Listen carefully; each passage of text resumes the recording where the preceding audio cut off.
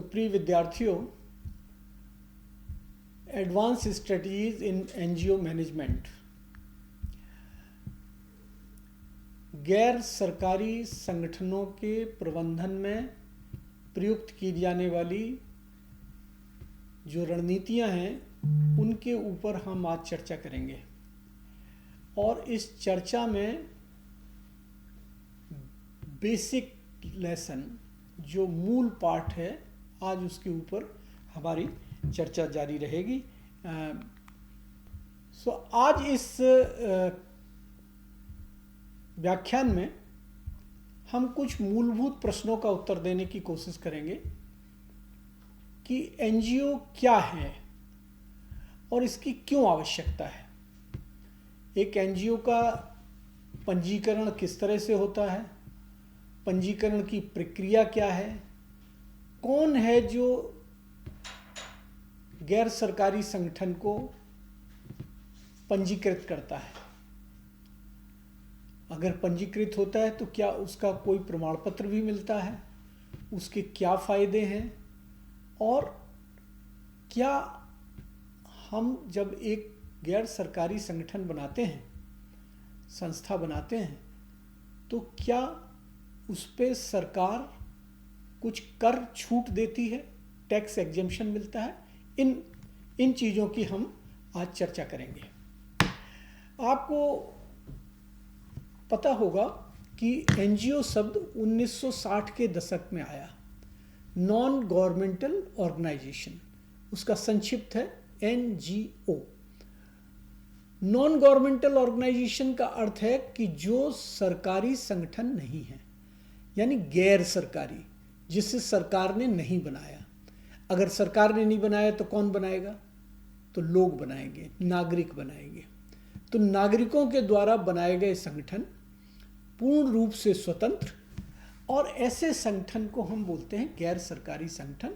और लोकप्रिय भाषा में, हिंदी में भी एनजीओ शब्द का इस्तेमाल होता है। एनजीओ पूर्व में भी बनते थे। पहले हम उन्हें वॉलंटरी एसोसिएशन कहते थे, स्वैच्छिक संगठन, वॉलंटरी इंस्टीट्यूशन भी बोलते थे, जो स्वैच्छिक रूप से बनाई जाए, जो इच्छापूर्वक लोग बनाएं, वॉलंटरीली, जिस पर कोई दबाव नहीं है, कोई कानूनी दबाव नहीं है। तो इसलिए ये ना तो सरकार का हिस्सा होते हैं और ना ही इसमें किसी व्यवसाय का, लाभकारी व्यवसाय का हिस्सा होते हैं। तो कन्वेंशनली लाभकारी व्यवसाय आप समझते हैं, जो हम कॉरपोरेट हाउसेस को बोलते हैं, बिजनेस हाउसेस। एनजीओ इन दोनों श्रेणी में नहीं आते। एनजीओ मूलतः बिना लाभ के संगठन, अधिकांशतः गैर राजनीतिक और स्वतंत्र होते हैं, जो सरकार की सहायता के बिना बनाए जाते हैं, लेकिन सरकार उनका सुचारू रूप से संचालन हो इसलिए उनका पंजीकरण करती है। पंजीकरण करने के बाद उनसे कुछ उम्मीदें की जाती हैं कि स्वैच्छिक रूप से बनाए गए संगठन को भी किस प्रकार से नियमित किया जाना चाहिए। जो एनजीओज हैं ना, उनका स्वरूप छोटा भी हो सकता है, बड़ा भी हो सकता है। हमारे देश में जो एनजीओज हैं उनमें अधिकांश छोटे आकार के हैं, यानी उनमें 2 या 3 लोग काम करते हैं, और बड़े स्तर के, बड़े आकार के, जिसमें 500 लोग काम करते हों, 1000 लोग, ऐसी संस्थाएं बहुत कम हैं। ऐसा नहीं है कि नहीं है, लेकिन उनमें काम करते हैं। और एनजीओ किसी भी विषय पे बन सकता है, उसका कार्यक्षेत्र विस्तृत है। मतलब वो स्वास्थ्य के लिए, शिक्षा के लिए, सफाई के लिए, जागरूकता के लिए, जन जागृति के लिए, पर्यावरण संरक्षण के लिए, जानवरों के संरक्षण के लिए, उनके काम करने का जो फोकस है वो कुछ भी हो सकता है, कोई भी फोकस हो सकता है। कई संस्थाओं के 2 या 3 से ज़्यादा फोकस होते हैं। शिक्षा भी है, स्वास्थ्य भी है, महिला सशक्तिकरण भी है। तो जो एनजीओ हैं उनका एजेंडा काफ़ी बड़ा है, उनका दायरा काफ़ी बड़ा है, बहुत विस्तृत है, और उनसे मिलने वाले लाभ भी बहुत विस्तृत हैं। लेकिन जो लोग एनजीओ बनाते हैं वो कोई लाभ नहीं ले सकते उसमें से, वो उनका व्यवसाय नहीं हो सकता, मतलब उससे उनकी आजीविका नहीं चलेगी। वो उसके अतिरिक्त है। ठीक है, अब हम दूसरे बात पे आते हैं कि एनजीओ क्यों जरूरी है। जब सरकार काम करती है तो सरकार सब जगह नहीं पहुंच पाती, सब तरह के काम नहीं कर पाती। सरकार को लोगों के सहयोग की ज़रूरत है, तो लोग अपने सहयोग को लेके अपनी संस्थाओं के रूप में आते हैं। धार्मिक संस्थाएं हैं, स्पिरिचुअल संस्थाएं हैं, कल्याणकारी संस्थाएं हैं, शैक्षिक संस्थाएं हैं, कई प्रकार की संस्थाएं जो वॉलंटरी ऑर्गेनाइजेशन के रूप में आती हैं। अब इसमें 3 तरह के हमारे पास अधिनियम उपलब्ध हैं जिनके अंतर्गत किसी एक एनजीओ को पंजीकृत किया जा सकता है। एक समिति, दूसरा ट्रस्ट और तीसरा गैर लाभकारी कंपनी। तो 3 एक्ट हैं, सोसाइटीज रजिस्ट्रेशन एक्ट। उसमें जिस संस्थाओं का निर्माण करते हैं उनको सामान्यतः सोसाइटी बोलते हैं, समिति बोलते हैं। ट्रस्ट के अंदर जिन संस्था का निर्माण करते हैं उसको ट्रस्ट या फाउंडेशन बोलते हैं। और कंपनीज एक्ट में, जो 2013 का कंपनीज एक्ट है, उसके सेक्शन 25 में, पहले सेक्शन 25 होता था, अब सेक्शन 8 है, उसमें नॉन प्रॉफिट कंपनी बनाने का प्राविधान है। नॉन प्रॉफिट माने कंपनी बनेगी, कंपनी मूलतः प्रॉफिट के लिए बनती है, लेकिन इसमें एक प्राविधान दिया है सेक्शन 8 में कि कंपनी जो नॉन प्रॉफिट हो, यानी कंपनी ने जो लाभ कमाया वो कंपनी में ही लगेगा, वो उसके बनाने वाले लोगों के बीच में नहीं बटेगा। तो 3 प्रकार के अधिनियम हैं, 3 प्रकार की संस्थाएं हैं, और तीनों प्रकार की संस्थाओं को बनाने की प्रक्रिया अलग है, उनके लाभ और नुकसान अलग अलग हैं, उनके बनाने का तरीका अलग अलग है।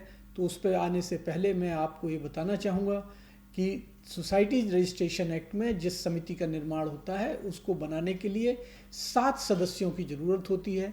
7 व्यक्ति जो बालिग हैं, मानसिक रूप से स्वस्थ हैं, वह एक निर्णय लेते हैं कि हम एक समिति का निर्माण करना चाहते हैं जिसका उद्देश्य 1, 2, 3, 4 ये होंगे।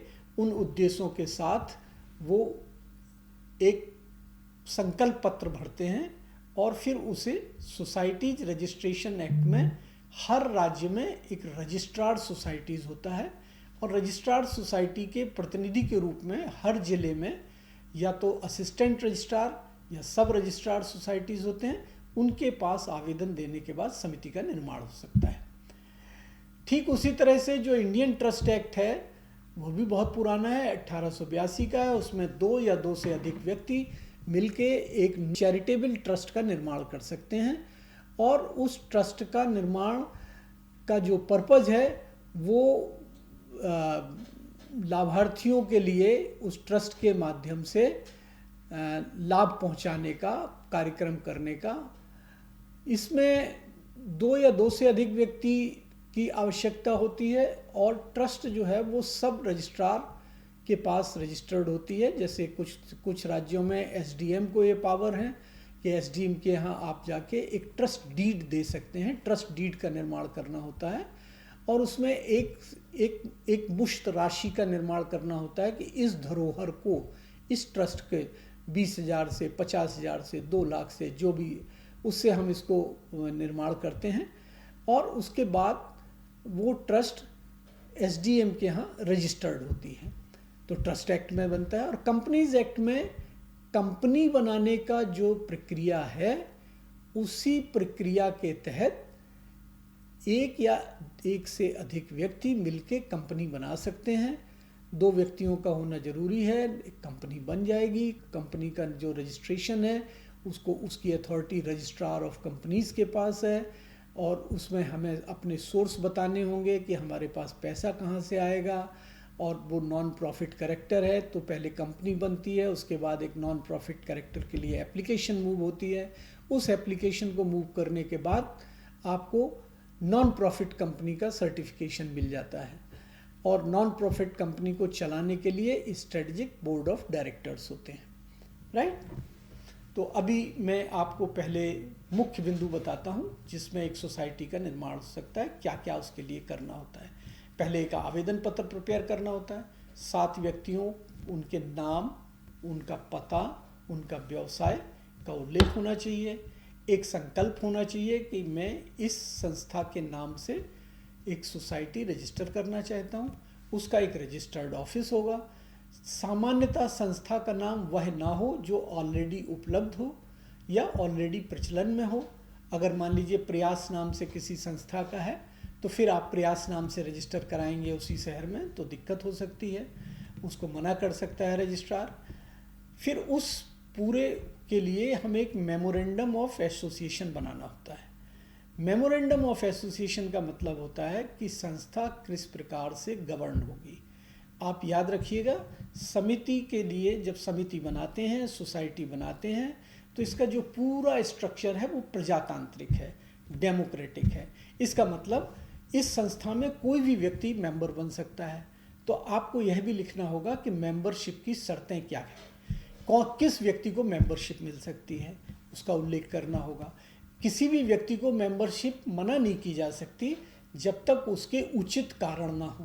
तो अगर आपने एक संस्था बनाई है, वो पब्लिक संस्था है, उसमें मैं भी उसका मेंबर बन सकता हूँ अगर मैं उसके योग्य हूँ और उसकी योग्यताओं का वहन करता हूँ। फिर उसके बाद संस्था कैसे चलेगी, तो उसकी 2 सभाएं सामान्यतः होती हैं।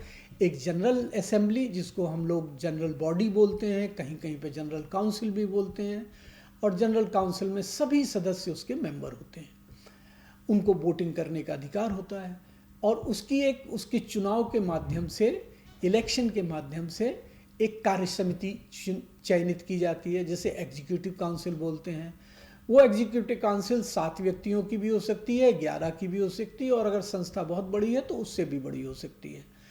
तो सामान्यतः 11 व्यक्तियों की एग्जीक्यूटिव काउंसिल होती है, जिसमें 4 या 5 व्यक्ति पदाधिकारी होते हैं। उसमें एक अध्यक्ष, एक सचिव, एक उपाध्यक्ष, एक उपसचिव और एक कोषाध्यक्ष। 5 पद तो होते ही होते हैं। कई जगह और सारे पदों का भी निर्माण कर लेते हैं। उसके अलावा 5 से 7 मेंबर होंगे जो एग्जीक्यूटिव मेंबर कहलाएंगे, कार्य समिति के सदस्य कहलाएंगे। इनका चुनाव निर्विरोध भी हो सकता है और अगर ज़रूरत पड़ती है तो इसके लिए चुनाव भी हो सकता है। उस दौरान में एक चुनाव अधिकारी को पूरी चुनाव की प्रक्रिया, जैसे हमारे यहाँ चुनाव होते हैं, उसी तरह से चुनाव करना होता है। और ये सब बनाने के बाद फिर सोसाइटी रजिस्ट्रार के पास एक मामूली सी फीस होती है, कहीं पे 25 रुपये है, कहीं पे 500 रुपये है। वो फीस जमा करने के बाद आप संस्था का निर्माण के लिए एप्लीकेशन दे सकते हैं। फिर आपको एक सर्टिफिकेट मिलता है। आपको मैं इसमें आप देखेंगे कि इसमें एक सर्टिफिकेट का हमने एक प्रारूप दिया हुआ है। इस प्रकार का एक सर्टिफिकेट आपको आगे मिलता है। तो ये जो सर्टिफिकेट है आपको दिख रहा है, ये सर्टिफिकेट, इस पर रजिस्ट्रार की सरकारी मोहर लगी हुई है। अपने भारत सरकार का 3 शेरों वाले मुंह की ललाट भी बनी हुई है और इस पर एक नंबर होता है। इस पे आपकी अवधि लिखी होती है कि ये संस्था कितने साल के लिए रजिस्टर की गई है। इसका फिर पुनः री रजिस्ट्रेशन कराना पड़ता है कुछ समय के बाद। उत्तर प्रदेश में 5 साल के अंदर और बाकी कई राज्यों में 10 साल के अंदर, और निर्भर करता है किस तरह के। तो ये सर्टिफिकेट रजिस्ट्रार सोसाइटीज़ के देते हैं और वहाँ पे आपका रजिस्ट्रेशन हो जाता है। अब मैं आपको बताऊँगा कि ट्रस्ट और कंपनी कैसे बन सकती है। तो ट्रस्ट बनाने का, जैसा मैंने थोड़ा सा आपको अभी संक्षेप में बताया भी था, सबसे पहले एक नाम सिलेक्ट करना होता है। जैसे मान लीजिए आप बाल गोपाल ट्रस्ट बनाना चाहते हैं, बाल गोपाल फाउंडेशन भी हो सकता है। तो स्वायत्तशासी संस्था है, इसमें ट्रस्ट का मतलब है कि हम लोगों को ट्रस्ट कर रहे हैं। फिर एक ट्रस्ट के लिए ट्रस्ट डीड बनती है। ट्रस्ट डीड में भी उन्हीं सब चीज़ों का उल्लेख होता है कि उसको क्यों बनाया जा रहा है, उसका मकसद क्या है, उसको चलाने वाले ट्रस्टी कौन कौन से होंगे, और उसमें भी एक मेमोरेंडम ऑफ एसोसिएशन होता है जिसमें कि उसके जो प्रबंधन की कला है वह, और कोई ट्रस्टी कैसे जोड़ा जा सकता है, कोई ट्रस्टी कब हटाया जा सकता है, इन शर्तों का उल्लेख होता है। उसके अलावा जो फंड्स होते हैं उन फंड्स को किसी बैंक में रखा जाना है और 2 व्यक्तियों के द्वारा उसको संचालित किया जाता है। फिर जो ट्रस्ट की डीड है वो आपके सर्टिफिकेट के रूप में काम करती है, उसको रजिस्ट्रार के यहाँ आप दे सकते हैं और एक रजिस्ट्रेशन सर्टिफिकेट भी मिल सकता है आपको, वरना जो आपकी ट्रस्ट डीड है वो भी रजिस्ट्रेशन सर्टिफिकेट का काम करती है। ट्रस्ट का फ़ायदा यह है कि इसमें चलाने वाले लोग 2 या 2 से अधिक हैं। सोसाइटी में मैंने आपको बताया कि वहाँ 7 तो मिनिमम है और जब ज़्यादा सदस्यों की संख्या बढ़ जाएगी तो वो 7 से ज़्यादा होंगे। ट्रस्ट में भी कई सदस्य हो सकते हैं, 20 हो सकते हैं, 25 हो सकते हैं, लेकिन ये मूलतः उन ट्रस्टीज़ के ऊपर निर्भर करता है जिन्होंने ट्रस्ट का निर्माण किया कि वो किसको ट्रस्ट में भर्ती करना चाहते हैं, कौन ट्रस्ट का अच्छी तरह से चला सकेगा। अगर हम कंपनी की बात करें तो कंपनीज एक्ट में कंपनी का निर्माण सामान्यतः किसी चार्टर्ड अकाउंटेंट के द्वारा किया जाता है। उसकी भी बहुत सारी कंडीशंस हैं, उसमें क्लॉजेस लिखे होते हैं कि शेयर कौन लेगा, शेयर होता है कंपनी में, शेयर होता है, शेयर के हिसाब से वोटिंग राइट भी होते हैं। तो आप जितने भी मेंबर उसमें बनेंगे उनको हम शेयर दे सकते हैं और उन्हीं में से बोर्ड ऑफ डायरेक्टर का चुनाव होता है। तो आप देखिए, गवर्नेंस में समिति में एग्जीक्यूटिव काउंसिल है, ट्रस्ट में ट्रस्टीज़ है, बोर्ड ऑफ ट्रस्टीज़ है और कंपनीज एक्ट में बोर्ड ऑफ डायरेक्टर्स है। तीनों जगह फंड सरकार के किसी नियमित बैंक में, जो सरकारी बैंक हैं उसमें खाता खोला जा सकता है। सभी जगह पे 2 से अधिक व्यक्ति इस खाते को संचालित करेंगे, सामान्यतः प्रेसिडेंट, सेक्रेटरी और ट्रेजरर। इनमें से कोई 2 व्यक्ति अगर साइन करेंगे तो खाते को संचालित किया जा सकता है। ये इसलिए किया गया है कि ताकि एक ही व्यक्ति जो पूरा फाइनेंस है उसके साथ खिलवाड़ ना कर सके, तो रिस्ट्रिक्शन लगा रहे हैं। तो प्रेसिडेंट के साथ ट्रेजरर या सेक्रेटरी के साथ ट्रेजरर या प्रेसिडेंट के साथ सेक्रेटरी, जैसा जिस समिति के मेमोरेंडम ऑफ एसोसिएशन में लिखा होगा, जैसे उनकी नियमावली में लिखा होगा, जैसे उनको बोलते हैं रूल्स एंड रेगुलेशन, उनमें जैसे लिखा होगा उसी के अनुसार होगा। अब आते हैं कि कभी मान लीजिए कि जो आपने बनाई है संस्था उसको विघटित करने का जरूरत पड़ जाए, डिसोल्यूशन।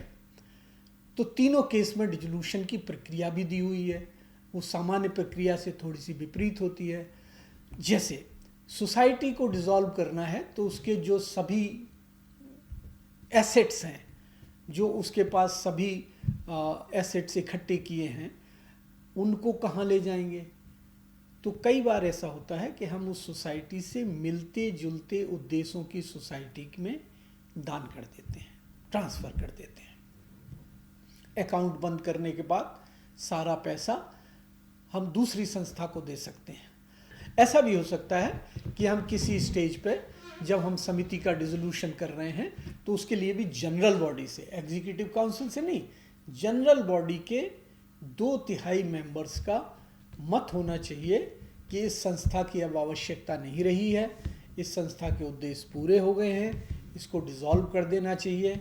और डिसॉल्व करने के बाद इसके जो एसेट्स हैं, इसकी जो पूंजी है, इसकी जो बिल्डिंग है, इसके पास जो गाड़ी है, इसके पास जो सामान्यतः जो सामान है, ऑफिस का सामान है, ये इस संस्था को दे दिया जाए। तो ये विघटन की। ट्रस्ट में भी डिसोल्यूशन की यही परंपरा है, या तो ट्रस्ट में पैसे जो हैं वो किसी दूसरी ट्रस्ट में ट्रांसफ़र हो जाते हैं या फिर सरकार के पास जमा हो जाते हैं, सरकार को हमें देना होता है, वो किसी में बट नहीं सकते। याद रखिए कि चाहे सोसाइटी हो, ट्रस्ट हो या नॉन प्रॉफिट कंपनी हो, एनजीओ का कोई भी फॉर्म हो, उसकी किसी भी संपत्ति पे किसी व्यक्ति का एकाधिकार नहीं होता।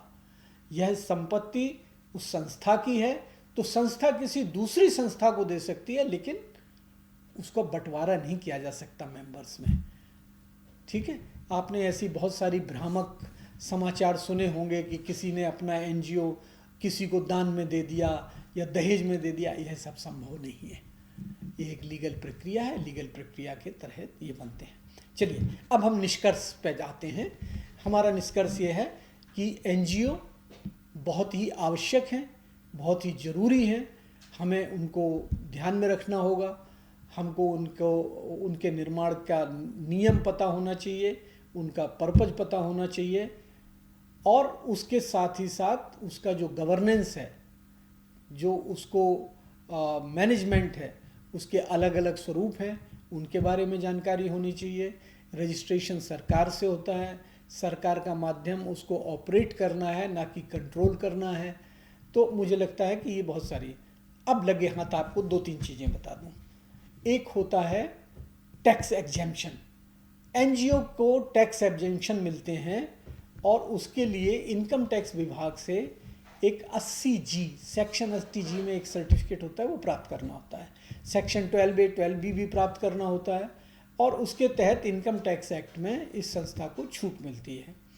80G में 50% भी छूट होती है, और कई बार 80G में जब लोग दान देते हैं किसी संस्था को जिसके पास 80G का सर्टिफिकेट है, तो उसको 100% दान पर भी इनकम टैक्स में छूट मिलती है। तो ये लिमिट बेस्ड है, जो इनकम के ऊपर आधारित करता है। 80G पाने के लिए एनजीओ का इंडिया में ऑपरेट करना ज़रूरी है, और उसके बेनिफिट किसी स्पेसिफिक व्यक्ति के लिए, कास्ट के लिए, रिलीजन के लिए ना हो, बल्कि संस्था के उद्देश्यों के लिए हो। और जितना रिलीजियस डोनेशन होता है वो 80G में नॉर्मली नहीं होता है, गवर्नमेंट नोटिफाई करती है उसके लिए सेपरेटली, और जो इंस्टीट्यूशन को डोनेशन मिलता है वही क्वालिफाई करता है 80G में। और उसका 80G में चाहे कोई कंपनी दान दे या कोई व्यक्ति दान दे, अगर जो दान देता है वो उस पर 80G का टैक्स बेनिफिट लेता है। तो इस तरह से जो है ना, टैक्स के भी बेनिफिट हमारे पास मौजूद हैं। इसके सब चीज़ों के नियम हैं, जो संस्था का जो चार्टर्ड अकाउंटेंट है, जो उसके अकाउंट्स रखता है, जो उसके डे टू डे अकाउंट्स को मेंटेन करता है, जो बैलेंस शीट बनाता है, वो इन सब चीज़ों को देखता है और उसके बाद सर्टिफाई करता है। उसी के सर्टिफिकेट के आधार पे फिर आपको किसी स्टेज में आप संस्था के लिख सकते हैं कि इस संस्था को सरकार के द्वारा 80G सेक्शन में छूट प्रदान की गई है। अगर संस्था के पास जो 12A और 12B का जो सर्टिफिकेट होता है, उस पे जो संस्था के पास पैसे होते हैं, उस पे जो इनकम अर्न होती है, उस इनकम पे भी छूट मिल जाती है। तो सरकार ने ये छूट इसलिए दी है कि एनजीओ को प्रोत्साहित किया जा सके, लोग एनजीओ में दान दें जिससे एनजीओ चल सकें। और दान कोई अपनी स्वेच्छा से देता है, डोनेशन कोई, और बहुत सारी संस्थाओं में डोनेशन एक बहुत बड़ा सोर्स होता है।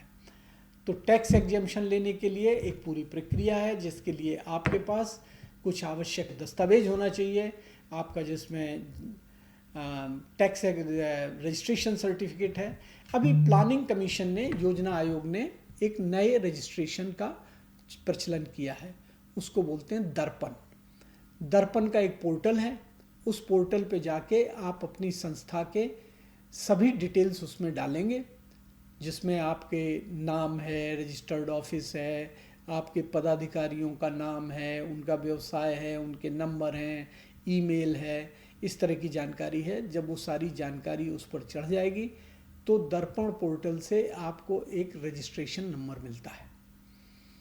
हालांकि दर्पण पोर्टल कोई सर्टिफिकेट इशू नहीं करता, लेकिन वो रजिस्ट्रेशन नंबर, दर्पण का रजिस्ट्रेशन इसलिए आवश्यक है कि सरकार के पास आपके संस्था की सूचना है और अपडेटेड सूचना है, यह जानकारी दर्पण पोर्टल सर्टिफाई करता है।